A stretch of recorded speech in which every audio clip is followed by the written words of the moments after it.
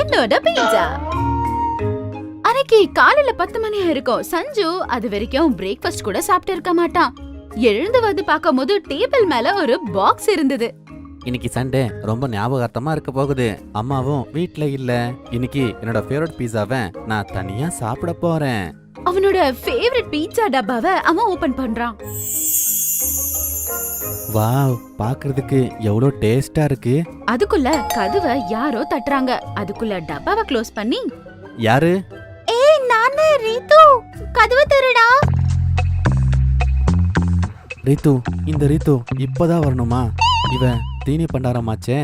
பீஸா பார்த்தாங்கன்னா அப்புறம் அவ்வளவுதான் அப்படின்னு நினைச்சு அந்த பக்கம் இந்த பக்கம் திரும்பி பார்த்து அங்கேயே டேபிள் மேல ஒரு சூட் கேஸ் அவன் பாக்குறான். அதுல பீட்சா வைக்கலாம்னு நினைக்கிறான். இத நான் இந்த சூட் கேஸ்ல மறைச்சு வச்சிடுறேன். அப்பதான் என்னோட பீஸாவை காப்பாத்த முடியும். எழுந்து நின்னு பீட்சா டப்பாவை கையில எடுத்துக்கிட்டு கொண்டு போய் அந்த சூட் கேஸ்ல வச்சுட்டு அந்த சூட் கேஸ மூடிடுறான்.